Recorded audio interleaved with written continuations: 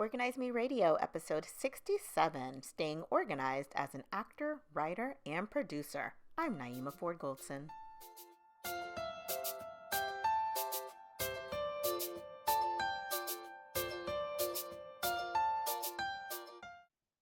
Hi, everyone. Welcome to Organize Me Radio. I'm Naeemah Goldson, and today's guest is an actor, writer, and disciple of Christ. Please welcome Vincent Alston. Welcome, Vince.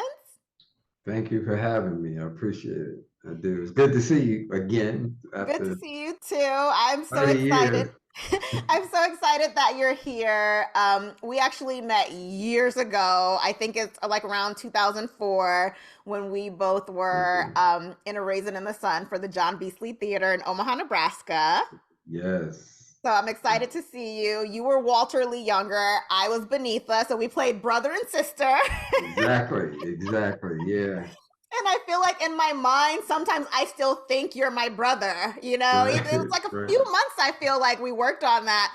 And in my mind, like if I see a picture of you, I'm like, oh, look, there's my I brother. know, right? It's strange how that happens, but you develop those kind of bonds in theater and film as well, though. But theater, you're spending all that time together, usually like Wednesday through Sunday or Yeah, so. yeah. And you're doing it kind of live and in the moment, and it's a little different every Mm-hmm. night. And you do kind of, you kind of build up those bonds, which, kind of sad to me because as I get older, not to get off topic, but you start to lose people, that John Beasley, Yeah. we lost. There was another guy by the name of Anthony Chisholm. I did Mm, some work with there. He's gone. mm, Willis Burks the third, who was another sort of Omaha theater guy who came in to do the play, and he's gone. And mm. you just kind of lose people. It kind of brings you in touch with what's really truly important. Yeah. And sometimes we're out here chasing these dreams, and if that's what you're supposed to do with your life, it's admirable, it's noble, and it's what you should do. But in the meantime, I think we have to always be mindful of the people we get to play with Yeah. and to work with, and and because they won't be around forever. Yeah. Yeah. Yeah. I agree with that. Even though, of course, that was like my pretty much one and only kind of acting thing. I've had some little small things here and there. But I feel like when we were at the John Beasley Theater, we really like built a family, like Yeah. Miss Erlene, Cheryl, Right. So it really felt like family. And I appreciate that environment that John Beasley created, like Right. his Right. legacy. Like that's something that I will always remember. Yeah, of course. Yeah, same here. It was a good place. What was so special about it is having kind of cut my teeth in Omaha probably 30 years ago acting. The Beasley was pretty much the only place we could do us. You know what I mean? And as one writer put it, he was, August Wilson, which we did a lot, was our Shakespeare. You know, Mm, he told the stories that resonated with us and the culture and community and that kind of thing. And really, the Beasley was the only place you could do that. So it was special for that reason. So you had a acting career before I met you, right? So you've been in the industry for a while. What made you decide to become an actor? That's an interesting thing because you would have thought growing up in Jersey, and I think one of the last places I lived there called Somerset, which is 40 miles outside of Manhattan, or 40-minute ride outside of Manhattan. You would have thought that if I was going to get the acting bug, I would have got it while I was on the East Coast in New Mm, York and all that tri-state area. And strangely enough, I went to school and I started studying computer science in MIS. I had a minor in Black Studies, and then I went to work for the Corps of Engineers, and they required you at that time, if you were a student, you had to maintain a certain major while you worked there, because I was working in the IT help desk department. And then about 3 years into that, I went to work directly for a contractor who had come in, and I wasn't really under the auspices of the core engineers, even though I worked there. And that allowed me to, I wanted to change my major. I wasn't quite sure what, and I kind of took an acting class because it was an elective. You know what I mean? I could get credit. I could go in and play around, and that was it. I got the bug, as they say. So that was probably 90, mid 90s, maybe 95 to date myself. It was, but loved it from day one. And quite honestly, the I'm pretty much a shy person, introverted, except that was the only place where I didn't feel that shyness was on stage. Like it just felt like home, and still does. Like I love that feeling. So you've done theater and Right. you've done film. Yeah. You have a preference. How did you get into each of those? Which which do you like more? I think if I had my druthers, I would probably gravitate towards film more, the process of that. But on the other side, theater gives you a kind of energy and a live, visceral experience that is absent from film. Film you're looking at sort of after the fact. So it's kind of six in one. I like film for some reason, and then I like theater for that kind of one-on-one or ensemble, visceral audience feedback kind of thing. But to answer your question, so the natural progression when you're going in, you're doing acting classes at a university, usually your first manifestation of that, or the first platform, is theater, because they're doing auditions, they're getting acting students to actually get out there and do it. The film thing came about. I'd done a couple of commercials or so, but I wrote a film called For Love of Amy, and actually got it made, shot and made um, in Nebraska. I think we got a small distribution deal about, I want to say around 2011 or so. And you can still find it like on Amazon or Okay. something like that. But that was kind of my initiation into that. And then when I was in Atlanta, it was mostly like TV drama stuff, and crime reenactment, and that kind of work. I did have a small part in um, Den of Thieves that they cut, which I was really disappointed. But that's, Oh, what are you gonna do? That's yeah. the game. But I got to work with, was like a seat over from 50 Cent for like, how long that shoot lasted. I think I was there about a week, and three That's days we cool. shot. He barely spoke. I think I got one of those one day, but that You was got the it. head nod. Yeah, I got the head in and a little grunt. But I met some people. I got to meet Martin Sheen, who did The West Wing, and Charlie Sheen's father, Yeah. and uh, I think while I was there, I want to say David Keith. I think Oprah was on set one day. That's cool. So, I got to meet some interesting people along the way. Ted Land, who might be a little ahead of your time, he was the bartender in Love Boat, and he actually directed the film. And of course John Beasley, and Yeah. some other notable people. But so you know, it just depends. But again, if I had my way, I would do film primarily. I love that. So when you, and it's cool, like all the people that you've come across, just Yeah. being in this industry. Yeah. Um, how do you stay organized within the industry when it comes to auditions and things of that nature? what do you do? Is it easy to keep track of them? Do you have a certain system for keeping track Yeah. of projects?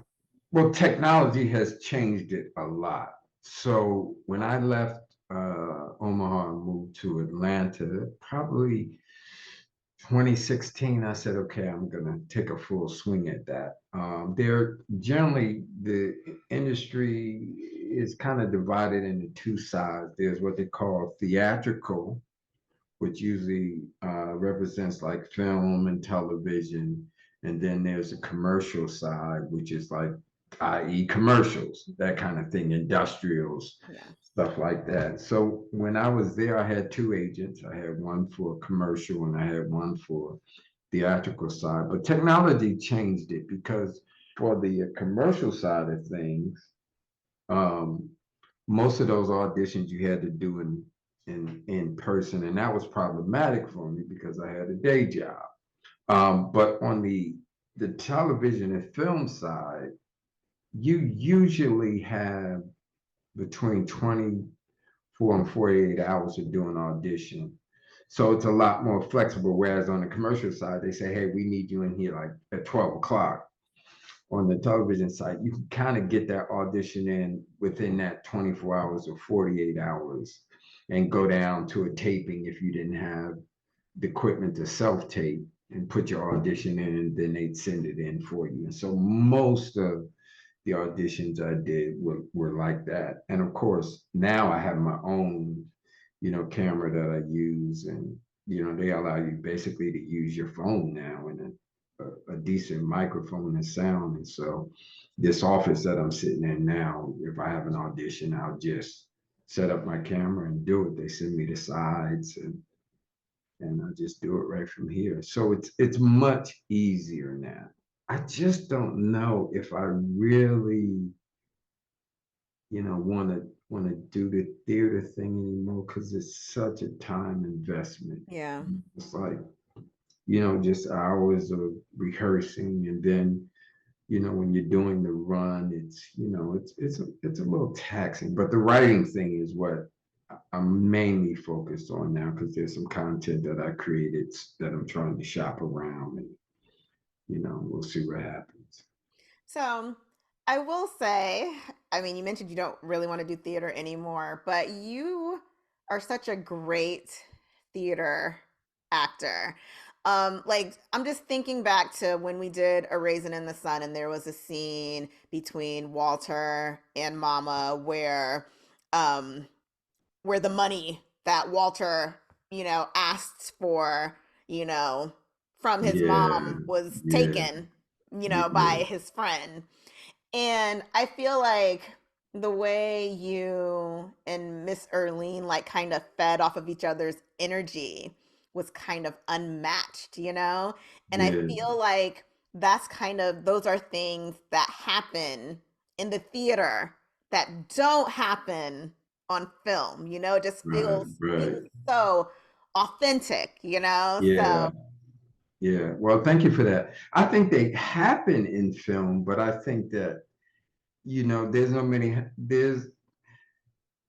there's no way of knowing how many takes that might happen. yeah, Whereas in theater, because of the presence of the audience and because you're there live, it brings a different kind of energy.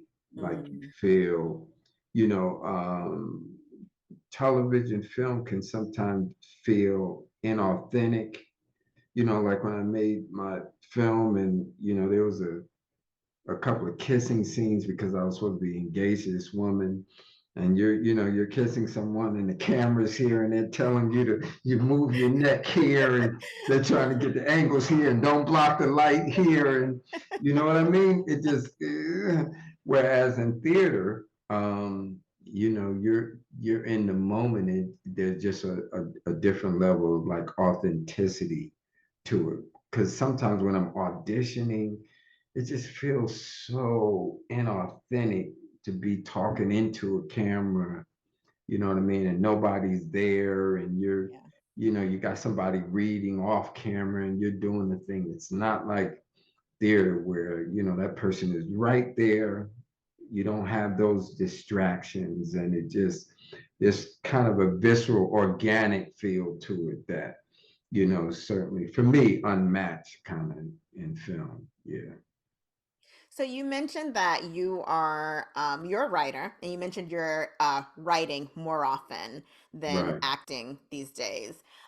What's your process like for writing, and how do you keep track of the things that you write, like the scripts that you write? And what kind of content are you writing? Are you doing like film? Are you writing for theater? Are you writing for commercials? Not theater. Theater is its own animal in terms of playwright thing. For me, I've written a pilot that I'm trying to shop, and I'm on my fourth screenplay uh, that I'm writing. So three of them are complete. One of them got made. Uh, in terms of organization, because I do freelance IT to kind of pay the bills and keep the lights on. So I kind of have the liberty to sort of write when I want to, you know what I mean? So I don't have to, although that presents some challenges because there's a certain amount of discipline you want to apply to a kind of writing schedule, but because I'm not um, doing any kind of spec work, which means someone hires you to write it. I can kind of write when I feel like it. You know what I mean? In terms of the process, um, generally, like I start with just a small idea.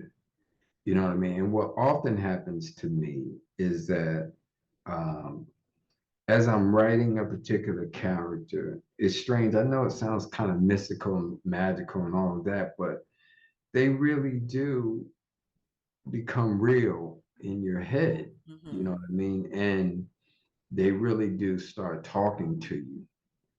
And once that happens, the work, the piece will usually lead you into some kind of theme, some kind of all of these sort of abstract threads start to come together, which is kind of the creative process in and of itself. You start with something small and you kind of build on it. And so I don't have like any particular set thing that I do or any rules for that.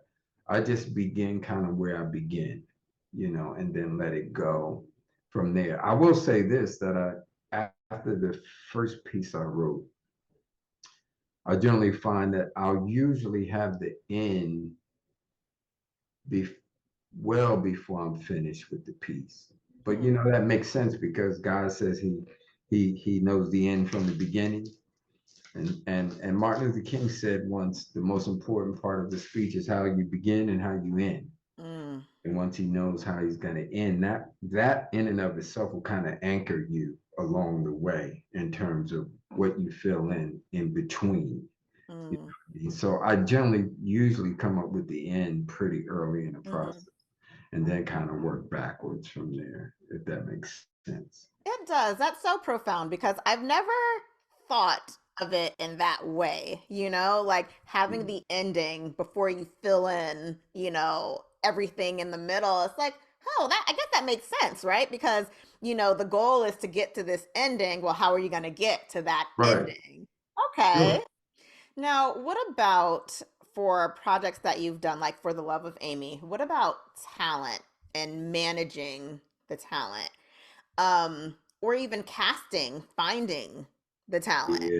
How Yeah. do you handle that? Um, wow. You're gonna traumatize me. Uh-oh. No, Not that trying was to a do beat. that. Okay, because I was so green when I made that film, and I ended up writing it, doing the final edit, doing the credits, writing a couple of songs for it, laying in the music, color correcting, shopping it out. It just I wasn't supposed to produce that film. Mm, Someone else was supposed to produce it. I had just written it, and along the way, it wasn't kind of coming together. And one of the things that's most important as a producer is getting money. You know what I mean? And whatever way you do that, whether you find an executive producer, which usually means they are a producer who primarily adds to the financial bottom line. Mm, But of okay. course, with that comes they want some creative liberties as well. But the money wasn't happening. And so through kind of a series of events, I met a guy who kind of wanted to be in the game, so to speak. And they gave me money for it. And so at that point, it was like I probably need to just take the reins. And me and the guy who was going to produce had a conversation about that, and he was like, "Well, maybe you should just go on and produce it." And so that brought a whole series of challenges um, because I didn't know about the casting process, but I did it. I had a group of people, some of whom worked with John. John agreed to do a part in the film. I had a son in the film. So I cast a lot of people or a few people who were involved in the theater already. So that was that. But organizing everything was a bit of a nightmare because there's so many moving pieces. What I would say though is that the thing that I had to learn was to delegate and to find the people who could fill in those spots where maybe I was lacking or didn't have the time and energy or even the talent to do it. So I had someone who would do the casting and I could sit in. I had someone who would keep track of the money, and sets are inherently like that. Like a movie set, there are departments for everything that are sort of, compartmentalized. And, you have a guy who just plugs in stuff. You, Mm, you have a guy responsible for lighting. You have a guy responsible for what the camera sees, a DP. You have a director. Then you have an assistant director who's responsible for moving the schedule along and that kind of thing. So to answer your question, I just had to learn to delegate and then trust the people that were in those spots to kind of get it done. And then as producer, you're mainly kind of overseeing all of that stuff. Sometimes we shot 15, 16 hours or more. wow. So your days are too long for you'd have your hands into too much stuff, but you still got to oversee because that's your job. Because you're the one who took that money, you Yeah. know. So they kind of hold you responsible for it. I think that's a good point to make sure you delegate because that's a good way to not get overwhelmed with things in general, In life, especially when it comes to staying organized and things of that nature. yeah, yeah. So, what advice would you give someone who is interested in being in the entertainment industry, whether it's theater or acting or writing or producing something? What advice would you give them in order for them to stay organized so that they can be a bit more successful with it? Well, I think before I'd even get to the organizing per se, I would, I would, I think I would encourage them to try to create as much as you can Mm, because you know, that's generally where the opportunities are long term. Even accomplished actors, um, you might be working today and then you might not work again for years. mm, It's just the nature of the industry. And so if you are, sort of waiting on someone else to give you permission to do the thing that you love, you kind of put yourself in a bad spot. So if you can create, I think you increase the odds, if you will, of being able to work and to be able to sort of realize your passion.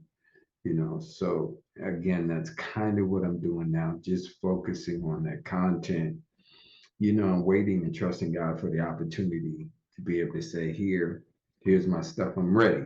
yeah. You know what I mean? And so That's the one thing I would say.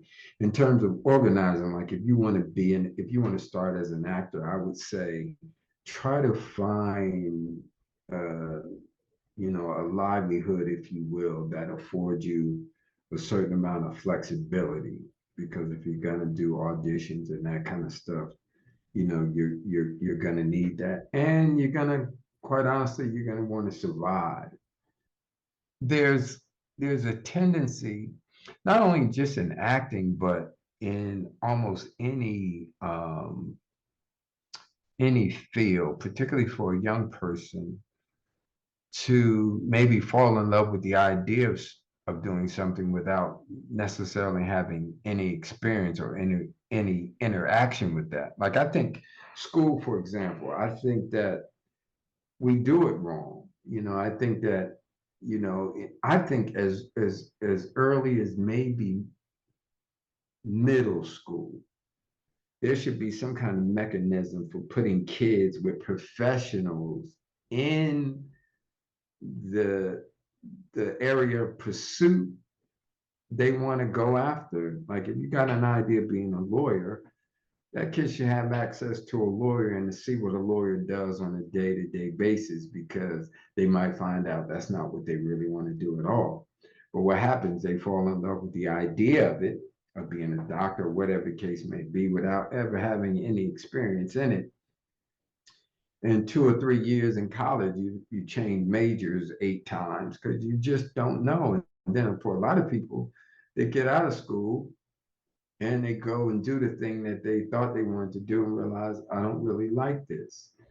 So I think there should be a mechanism for doing that. So as an actor, I said that to say this: you should do some theater. Like you shouldn't expect to simply go on auditions just because you like it and say, hey, I want to be an actor. But you have to learn the craft, and you can't do that without taking classes or doing theater or something along those lines. And you might find out you don't even like it, or you like certain aspects and not others. You might be more inclined to do TV versus film, or film versus theater, and that kind of thing. Or maybe you just want to do commercial. Maybe you want to write documentaries, that kind of thing. You won't know that until you dip your feet in the water and kind of experience it for yourself, and kind of take it from there. All right, that's some good advice. Now, one of my favorite questions to ask everyone that comes on the show, I have two that are my favorites. The first one of my favorites: what are your favorite organizing products or productivity tools? It could be to, help in the industry that you're in the acting industry and the entertainment industry. Do you have any favorite tools or products? Yeah, my computer, it's a lifesaver, because I actually grew up when there weren't any. You know what I mean? So if you had to write something, you had to either type it or you had to write it short form. And so now there are all these tools, for example, screenwriting tools that I can use that are online, that are free or low cost. And so when I write something, I can organize it every single day. I can do a revision and still have the prior week's revision. I can look at it on my phone, on my computer, or actually do it from a web browser. So the screenwriting stuff is huge for me. Um, also in auditioning, like I was saying, I have a camera that I just use to do auditions. I have a room set up that I use to do auditions, and I can do that right from here. I can download it to my computer, I can edit it, and then I can send it off to where it needs to go. So the computer has been, sort of invaluable for me. Around the house, my fiance and I are both just neat by nature. You know what I mean? So almost everything's in its place. Although I think I saw something online of yours and I go, "Ooh, I need some work." Well, I'm if you like, ever girl, need any it's tips, serious. just let me know. Yeah, girl, it's serious about this stuff. But it's amazing, like how that is a gift in and of itself. Yeah. Because a lot of people struggle with that. So I try to be real organized with that, setting up different folders, particularly for my writing. Like, Hmm. okay, this is in the finished phase, and this is in, well, this is my submission folder where I've done like what they call a treatment or a synopsis of the piece, and I have the script in there, and I have, the PDF notion, a version of the file and that kind of thing. And then I have like the raw file, which is actually the file that's from the software itself. So I try to do stuff like that. I don't know if I'm the most organized person, but I hate clutter. So for me, I just can't stand. I mean, literally bothers me psychologically and emotionally to see clutter. I don't know. You don't ever have to pick up my underwear on the floor or anything like that. There's a hamper, Yeah. and they go in there. You Believe know, it or not, there are some people where they see the hamper and it still makes its way onto the floor. yeah, it's So, kind of but it's crazy. really developing those habits as well, right? Yeah, But it's exactly. like organization is helpful like in all areas of our life, no matter what stage you are in life, no matter what industry you're in, like Absolutely. organizing will just help you to be more productive Yeah. and like you said, for me also seeing clutter, that kind of does something to me too. So like say I'm in a space, maybe I wasn't hired to organize it. Like if I'm at like my mom's house or something and I see a closet, I just start organizing it because I can't Do look you at really? it. So Wow. anyway, enough about me. My other favorite question to ask people is, what is your greatest professional achievement? Well, making a film is a huge deal, because many don't get to the finish line, particularly in an independent film, because it just, particularly when I did it, because we were kind of on the cusp of the digital revolution, but not quite there yet. There was some products that were coming online that made it digital, but prior to that, you had to shoot on film, and it was just cost prohibitive for almost anyone who didn't have really deep pockets to even begin to cross that threshold. Now, because of the digital aspect of shooting film and computers, the cost of entry is just much lower uh, than it used to be. So that allows you to get in a way that you couldn't before, but still getting it done and bringing all those pieces together was a huge achievement for us, and for the team of people who did it. So that's near and dear to my heart. And then playing, I think Malcolm X in a play called The Meeting was like every night I got to do that. I just felt blessed, because the play was about Martin Luther King, Malcolm X having this clandestine meeting in a hotel.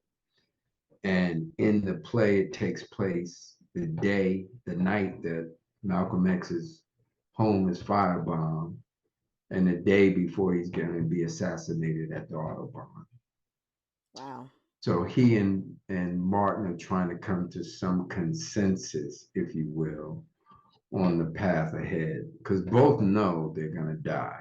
Mm. They both knew they were going to die, and so the play is a kind of tug of war between those two. And what's so satisfying about it is it starts out with these two iconic figures being diametrically opposed to the tactics of the other. And by the end of the play, they realize they have far more in common than either thought. And they come together to realize that, we can have different ways of getting there, but as long as we're trying to get to the same destination, it's all good. But my greatest, I hope, is still in front of me, you know. I'm sure it Hope, is, I hope especially that with one you is, shopping is around your still, pilot. yes. Yeah. So, yeah, that's it. So, Vince, thank you so much for joining us. I really enjoyed this conversation. Can you tell people how they can find out more information about you or where they can see some of your work?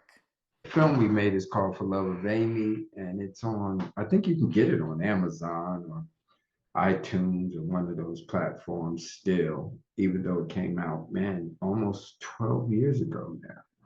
So, but hopefully you'll see some of my work on one of these streaming platforms soon. So we'll see. All right, we'll be looking out for it.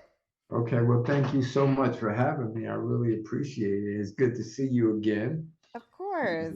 And yeah, hopefully we'll get a chance to do it again after the Oscars. Will Invite me to the party. yeah. You get the exclusive. Thank you all for joining us. Be sure to tune in next time for an all new episode.